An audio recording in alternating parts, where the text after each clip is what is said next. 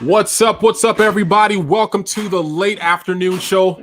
It's your boy, Tim. So good to be back on season 3. And you know how we like to do. We're going to let that beat drop because all we want is good vibrations, baby. Let's go. Hey, come on. Yes. On the same frequency. Guys, I have missed you so much. Tuesdays are by far my favorite days because I get to talk with the smartest people I know. I get to hang out with my meaningful work community. I get to be in the shed. It is just all good vibes. So we are getting ready to start today. If there's anybody that's going to be joining us, we are on Facebook Live, LinkedIn Live, YouTube. So let us know. If you're joining us live, let us know. What's up, my man, Wayne? We are back live from Atlanta. Let us know where you're joining us from. We're going to vibe a little bit before we get started. Hey.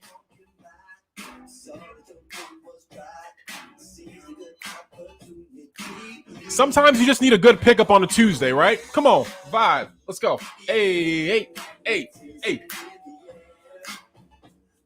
Out of nowhere. Hey. We got my man, the Paz. Adam Posner is in the house. Let us get those goodbye. We got to be on the same frequency, guys. Tell your friends, shoot them an invite. Let them know that they should come and be on the late afternoon show today. The first show for season 3. It's a hit, y'all. Hey. It's a vibe. Hey. Man, you know it's hot out here. You're going to see me sweating. You see me dry. You dancing and all this stuff. Just bear with me. Hey, let us know where you're joining from. So if you're joining on the live, we'll see you here. If you're joining us after the live and you're seeking a rebroadcast, just put a 1. Put a 1 to let us know that you're joining us on the rebroadcast. We want to see when we're catching folks. Electric magnetism in the air. Out of nowhere. Hey. I must have bet time ago. Let's go. If you guys want to catch up on previous episodes of the late afternoon show, we are on Apple Podcasts now. We are on Spotify now. Obviously, you can find us on YouTube and MrMeaningfulWork.com. We're trying to get the word out there of meaningful work and the vibes that we have here on the late afternoon show. So go check it out if you miss season 1 and season 2. All right, we're about to get ready to start, guys. Let folks know that we're live. Yeah, come on. Let's go. It's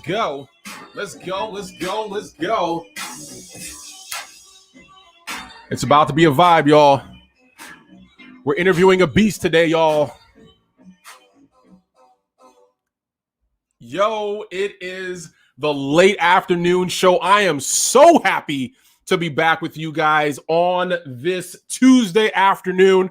And it actually looks like afternoon now. Normally when we do these late afternoon shows, we started in October and it started to look like evening, but now you can see I am outside in the shed actually looking at the afternoon, and we are excited. Today we are talking to the host of the podcast, the owner and of NHP Talent. This guy has had a phenomenal career in account management and advertising in the industry and recruiting. This guy has done it all. Talked with some of the smartest people. When I look at his lineup and was like, yo, how are you able to get these folks?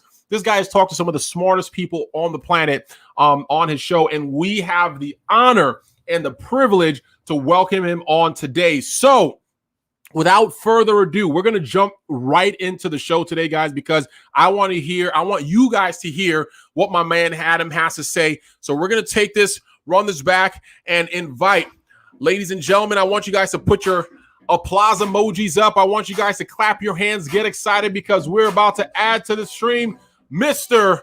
Adam. Hey, Look at my guy. Tim. I mean, an intro like that, man. I mean, I'm getting ideas for my show. I mean, like, I need to step it up. I have this idea for live music too. I mean, I got to talk to you offline how you get that music into your StreamYard. Dude, that's what I want to do. I got to get the music in. It's funny. It's really interesting, Tim. First and foremost, thank you for having me, man. I appreciate it. I've been looking forward to this show for a long time, and I love what you're doing. I respect the energy and the vibe, and that's what you need. And I always tell people, the best guests you're going to have on your show are other good podcast hosts. Dude, that's a deal, man. 100%. And what I do is, man, and I had a very big guest on yesterday, and I'm not going to mention her or his name, but that guest will be on soon. Nice. And I needed to warm myself up, and I always kind of warm myself up with different music for each guest. And this guest yesterday I needed a hip hop, and I needed old school, and I went deep. I went back to Wu-Tang Clan, Entered the 36. I went deep, and I went through that whole album for about 48 minutes before the guest came on while I was doing other work, and it just got me. And we're talking like 10 o'clock in the morning, and there's nothing like Wu-Tang to start your day, man. Nothing. Come on. I grew up with Wu-Tang. I got my Wu-Tang clock right there. My Wu-Tang clock is hanging right above the door, man. Anyway, let's get to it. My man, that's what's up. You know what's actually funny, though? I wanted to ask you because, I'm brand new to this whole podcasting and interviewing and all these different things and trying to get folks to come on. And even for the folks that I've had on, there's been a little bit of nervousness and even sometimes being a little starstruck. Have you ever had that? Like nervous, like, whoa, I can't believe this person said yes. Or once they get on, it's like, how do we, have this conversation? Let me tell you a little something. The guest that I got a little starstruck from was not like starstruck, but was Grant Cardone. I had Grant Cardone on, and what was weird about that show, man, was I only had 15 minutes with him. So I had to get right to it. But I definitely, when I do any type of show, I spend a few minutes getting into it with the guest. I warm them up. We have a pre-show. We have a conversation. But Grant was like right in. I'm like, if I spend 2 minutes, pre-showing him. So I literally had like 30 seconds. And the whole time this dude was like tweaking the blinds and the lighting. He was like looking at his watch. He was looking at other stuff there. And I couldn't like get into it with him. And finally I was like, this dude is Grant Cardone. He ain't got a shit. I'm like, dude, let's just get to it, man. And I kind of like lost like the starstruck, and I just got into it with him. Yeah. But there was something else too. I wanted to like, when I turn the lights on and when I get behind this mic here, I go into sixth gear. I call it sixth gear. It's podcast gear, right? It's me stepping onto the field like an athlete, me stepping into the ring like a fighter, where everything else goes out the window and I'm locked in and I'm in the zone and like. I just do my thing, man. And that wasn't always like that. Yeah. But, when I started the show, it was, a little nervous here and there. But then it just like anything else, it's muscle memory, man. Yeah. And you've been doing this. So how many episodes are you in, man? I have recorded. So the podcast, I've recorded about 165 episodes. I've released around 145. And in the last year and a half, I've done almost 100 live shows. So we're talking a couple hundred broadcasts. So it's muscle memory. It is, I moved into this new office studio about 2 months ago, and it took me a little bit to kind of warm up into it because previously I was doing my show out of my WeWork type office, and I would carry all my equipment in my backpack, and I would be in a conference room. I would set it up and everything, and it was kind of second nature. And now I'm in the studio. I got different lights. I got a different mic. I got cameras and everything, and it took me a little bit to get used to it. But I have a secret trick. What's your trick, man? What's the hack?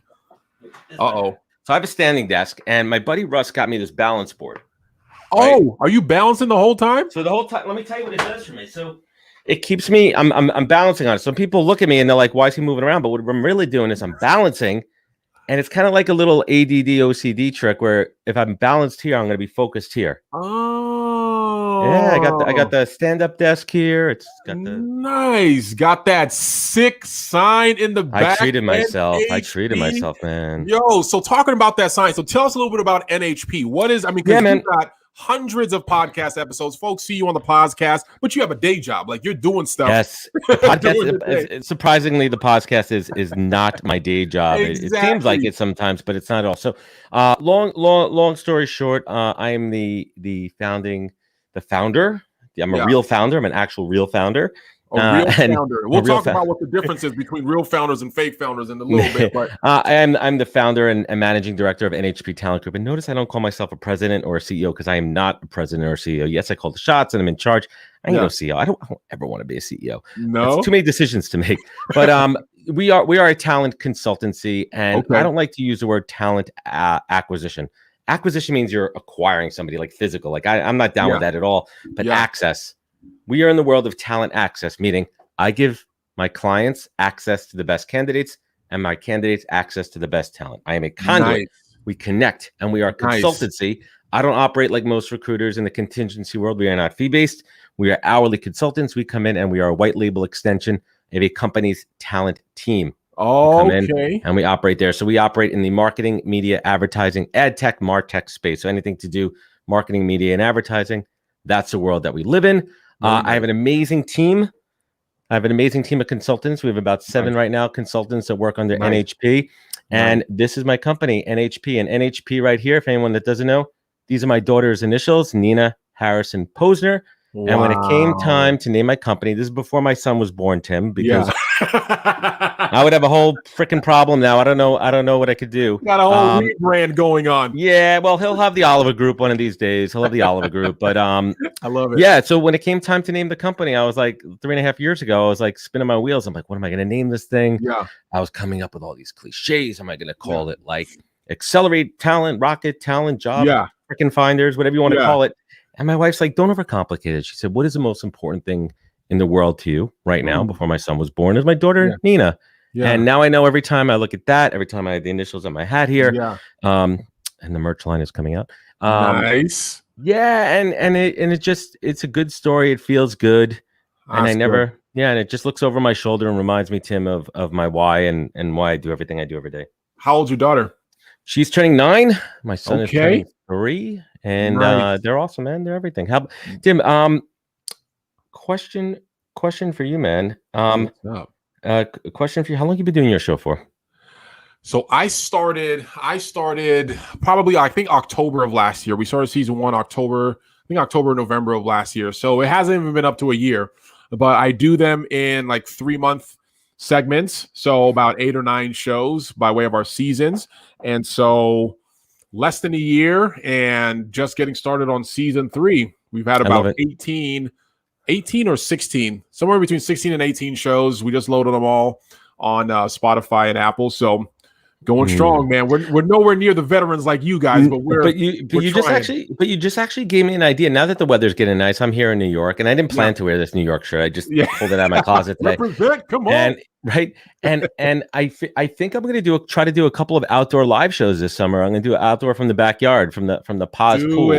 From the backyard, I'm gonna bring my other microphone. I'll bring this camera with me, and I'm gonna do a couple of live shows. And you're talking about that. I actually got a couple episodes this season where we're gonna be doing that. One of my guests is gonna be out in his backyard, and we're gonna have like it's gonna be a whole summer vibe. So I think you should just kind of changing it, trying to be different, trying to be innovative and stuff like that. So, and I know you're outdoors and everything, but I'm in my little cave here, and sometimes I'll be in here all day, and I'll look outside my little window, and I'm like, I think it's kind of nice out, and I'm like, I just need to step outside. I'm in like an office building, and now that the weather's getting nice here in New York, man. Yeah.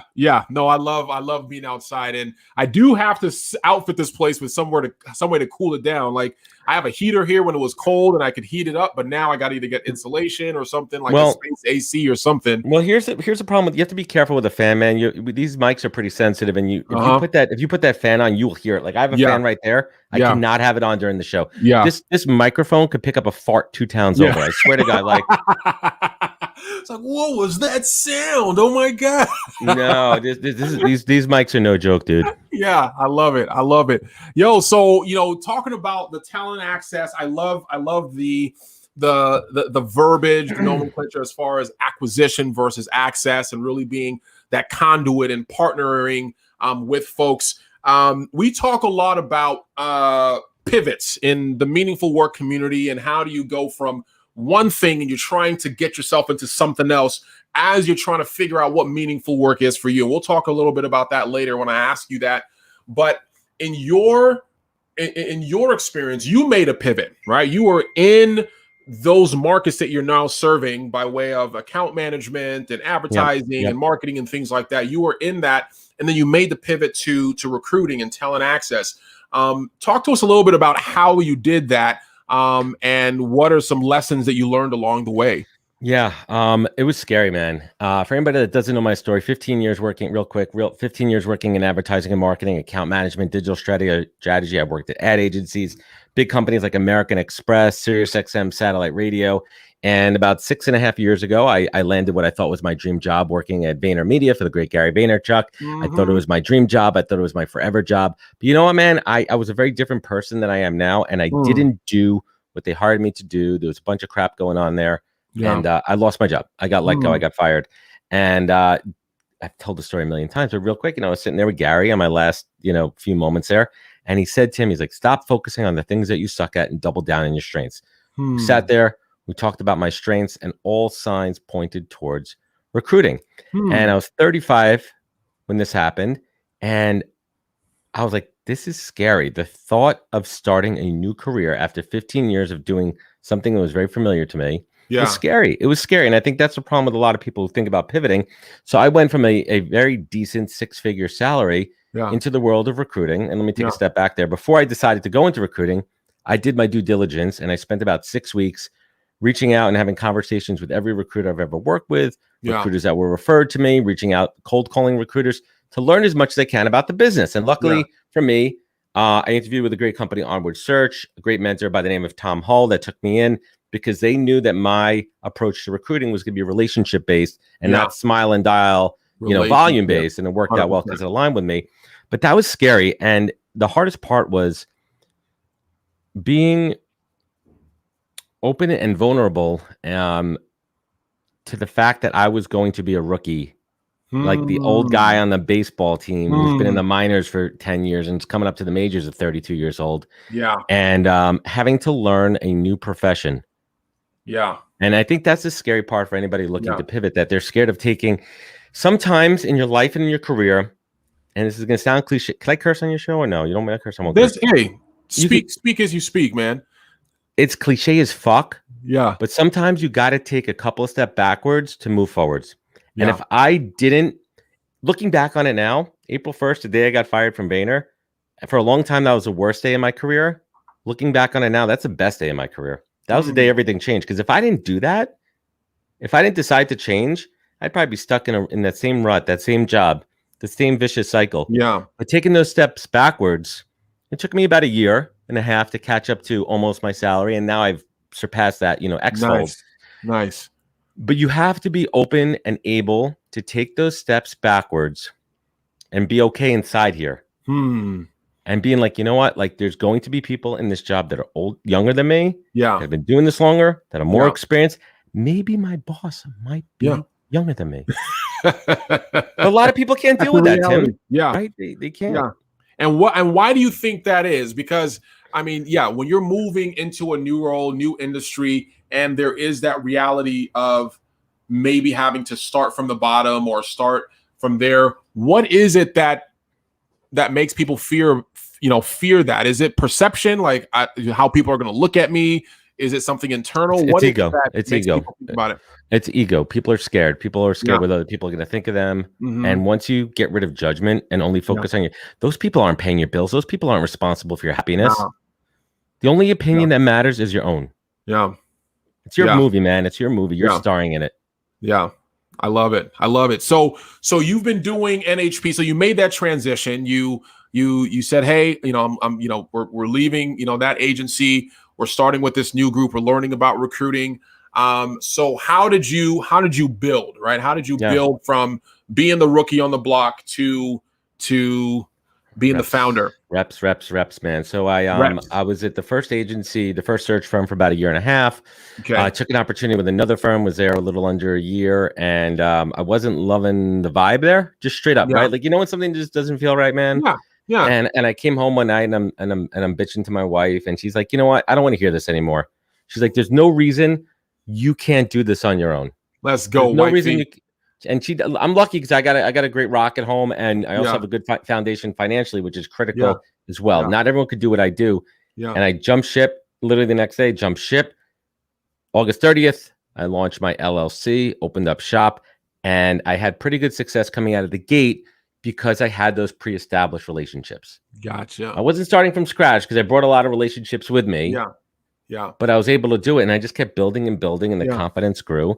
Yeah. And reputation's everything, man. Yeah. Everything is reputation. It's the how. It's a how Yeah. you go about your work, how Yeah. you do what you do every single day, man. How Yeah. you show up, how you manage Relationships. clients, how you manage relationships. Yeah. Exactly.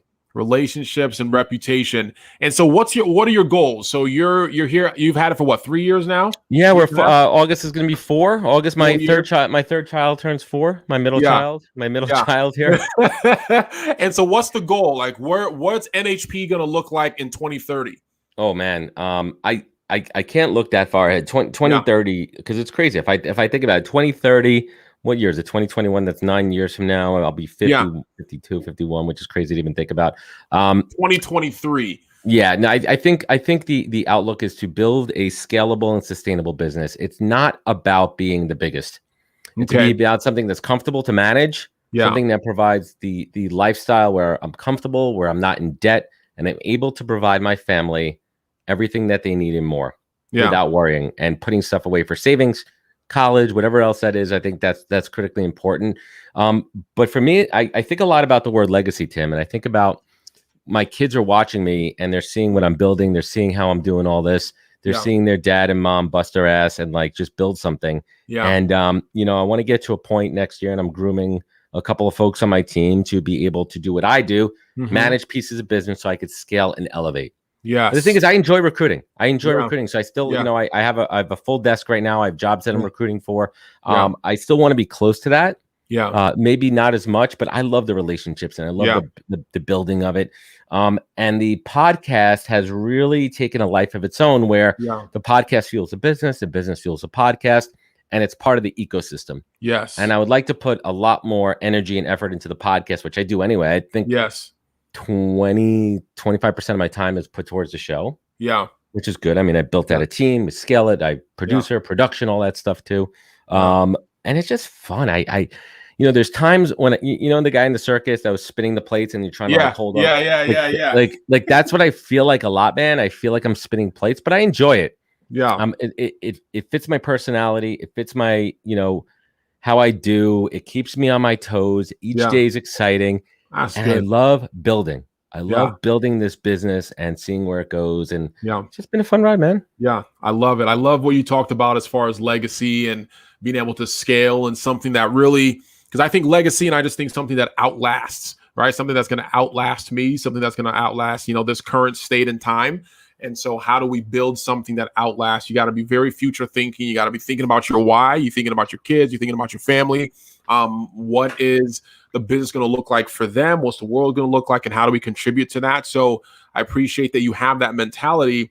And one of the questions that I normally ask folks, I actually had a whole, before LinkedIn allowed me to do live, I was on Instagram doing like Instagram live, and I had a show that I called the rough chat. What are you famous for? Because I like to connect with folks on that question versus like, what do you do? And, what's your job? What are you famous for? So what I'm hearing from you is there's a lot of relationships, there's a lot of, stuff that you're able to take from your old job or your old roles and create this new one. But if I was to ask you, Adam, in your inner circle, like your people, like my squad, my crew, outside of what everybody else is seeing, and we were to ask them, yo, what's Adam all about? What's he famous for? Is he the taco guy? Is he the party guy?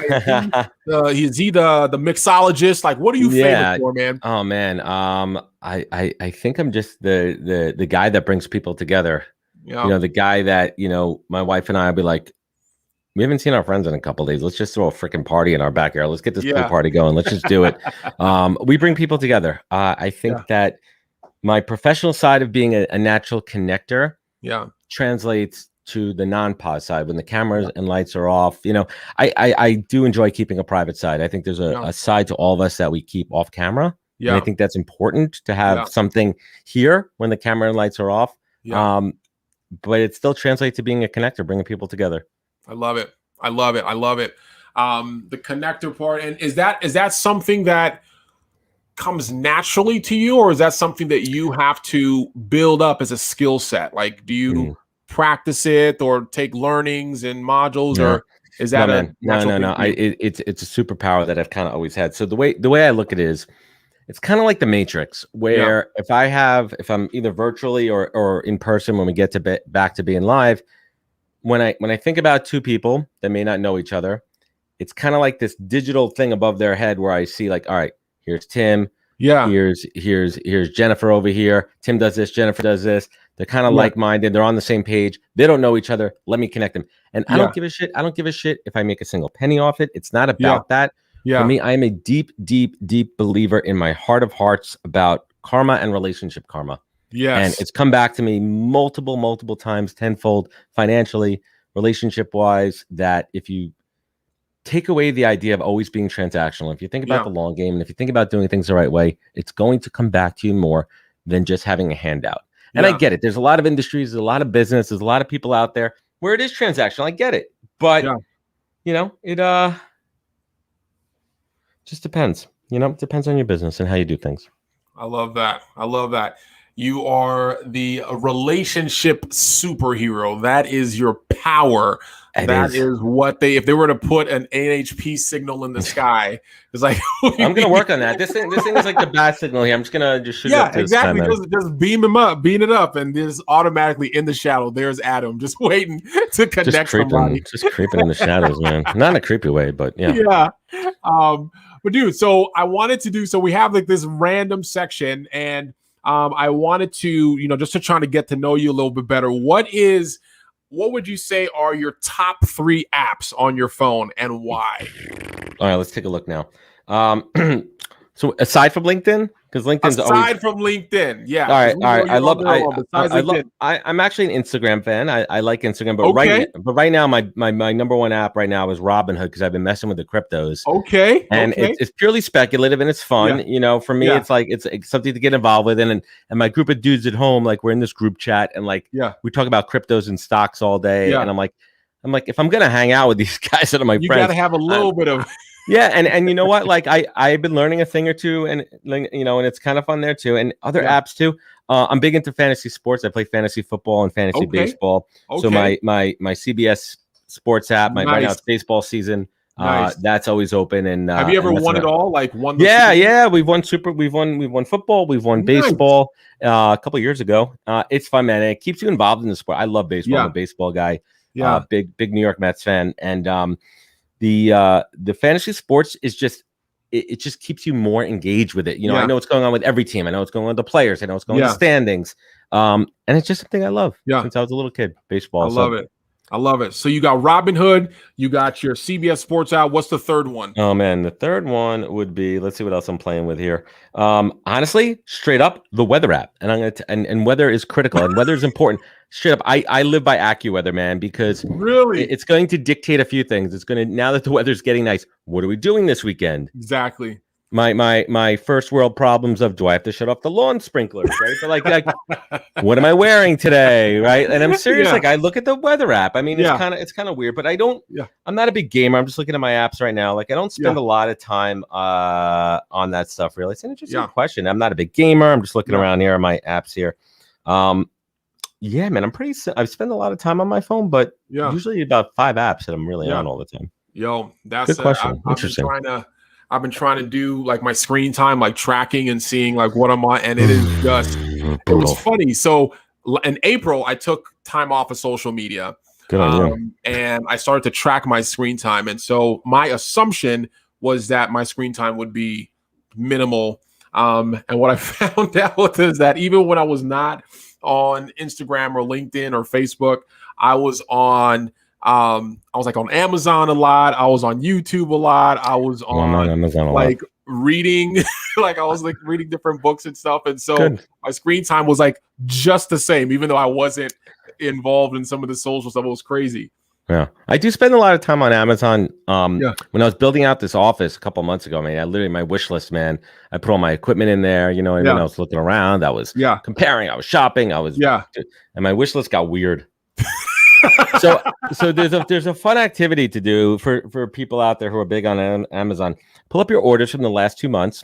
Pour yourself a glass of wine if you don't mind. Don't drink anything, and literally just read through the random shit that you buy on Amazon. You'd be like, You learn a Like, lot about yourself. you can learn a lot about other. You can learn a lot about other people. I'm going to do that Yeah. from now on, and Yeah. I'll set it here. I'm gonna go through our last 5 orders. I'm gonna be Yeah. very transparent with people here. There's a new game, and I'm bringing a new game to your show. It's called "What the Hell Did I Order on What Amazon?" was on your list? I Right. love that. I love that. We're gonna have our best. So it looks like my wife bought some dinosaur toys. Okay. I think it's a gift. I know it's a gift because we have a birthday Yeah. party coming up. Pull up, easy up diapers for my kid. Some random hair care product that she told me she can't find elsewhere. 2 puzzles. This is interesting. Compostable trash bags. Just some. What are these? I Oh, so can't. you can the trash bag will be disintegrate. Or Yeah. something, like disintegrate. My pre-rolled tobacco smoking cones. Hey, the pod supports the green movement. And Brita water filter replacements. Exciting. I love. So in addition to the top 3 apps on your phone, we're gonna be what were the last 5 things you ordered on Amazon? Yeah, no, dude. That's my gift to you, man. If you could, you can call it. I think it's pretty. I think it's pretty interesting, actually. Yeah, and it tells you a lot about people. Yeah, because for me, I when we were in diaper stages, we would just go to the store and get the diapers. But now I was actually talking to my boy right now, and he's like, he doesn't grocery shop anymore. Like he just orders it all like Amazon Fresh or whatever, and he brings it to the house. I'm like, oh well, I mean that's how some folks are doing it. But I do want to ask you this, man. We try to gather as many definitions of meaningful work as possible, and we're actually building out this thing called the Meaningful Work Matrix, and we're going to be beta testing it here in a few months, and it's going to be taking a lot of the learnings from the experts that we've talked to, some of the readings, and things that we've seen in the industry, and take folks through this matrix. But I would love to add your definition, especially with your perspective of being in the industry that you are now serving. Right. And the way you're serving that industry is getting people jobs and employment, and like you said, connecting talent with organizations or companies and giving them work. So with that perspective, how would you define meaningful work? Meaningful work is when you get up in the morning and you're excited to do what you do, and it makes a difference. And listen, not everybody's job is going to make a difference in the grandest gesture and the grandest thing, but you're going to make a difference because it's a dairy farmer who's getting up at 3:00 in the morning to tend to the cows, to make the milk, to ensure that our kids have milk in their cereal, the babies have their milk, to doing what I do, where I'm helping companies and people find opportunities. The doctors, the nurses, the first responders. If you're helping somebody and you're feeling good about what you do, but meaningful work really starts from the inside. Do you feel like you're doing is making a difference? Do you feel that it's rewarding and making a difference to you? You feel good about what you're doing and taking pride in your work. And putting your best foot forward every day when you go in, and it comes back to your however you do anything. I don't care what profession you're in. You know, if you think something is meaningful to you, then that shows in your work ethic and the quality of work that you put out there. With that in mind, with the definition as you shared of something that gets you excited, something that you feel good about, but in addition, adds value, has impact, makes a difference. We are in graduation season now. So folks are coming out of high school, folks are coming out of college. What advice would you give to recent graduates as it relates to finding meaningful work? Nothing's forever. And I think I'm a good example of that. And don't think what you're doing now is going to be forever. And I didn't know that, right? Like I think about, my first job working in advertising, and I thought that was going to be my forever job. I had no idea. I had no idea 22 years old that I was going to end up being a recruiter. Right. And just be comfortable with the idea of failing. Be comfortable with the idea of failing. You're going to fail more times than you're successful. I promise you that. And most people don't talk. They just talk about the failures. That's true. That is true. be comfortable with the idea of failing. No successful people, Tim, have never failed. And I know that's another one of these cliche things. Yeah. You know, you can look at any sports analogy. I mean, I love the Michael Jordan one, right? Like if you look at Michael Jordan's stats, the insane amount of shots that he's missed versus he's made. Yeah. I mean, if you want to look at it on a sports thing, right? You look at the business decisions. Yeah. You know, this tremendous guest that I interviewed yesterday, he or she was telling me about ventures that have failed and they're public and people know about them. Yeah. And how this has shaped this person's career moving forward and what they've learned from them. Have they've actually failed more than they succeeded, but you only see this person's successes out there. And people don't want to talk about this person's failures. That's it. Especially, and I'm thinking about it specifically for, you know, graduates and how like you're doing all you can to get the best grades and you're trying to, there's pass and fail. Like those are the two options that you have in schools. Like you pass so you can get the scholarships, you fail, you can't walk or whatever. So as you're going into that next stage of life, embracing how failure can be the catalyst to success. We see, I mean, your old boss, Gary Vee, he was like not the best in school and was able to find something, failed at a bunch of different things and is now, growing in that industry. So it's really important for kids to know it's okay to fail. It's okay to fail. Just learn from it. Don't just sit in the failure. I think that's the other thing. Don't just bask in it and learn from it and move on. And I think, I don't know how old you are, man. But like, I think that it's got to be so much harder now with kids graduating versus when I graduated, when you graduated too, with social media, and they're seeing a different breed of this kind of fake success optics. They're looking at these TikTokers and YouTubes of the world, and I think that there's two sides of that. I think like it is pretty cool that they're able to do that, but it's only a very small percentage. Yeah, and I think it's creating a real false sense of what success looks like. True. Because what they don't see, they don't see the optics. They don't see all the work that went into it. They don't see, and they try to replicate it. Yeah.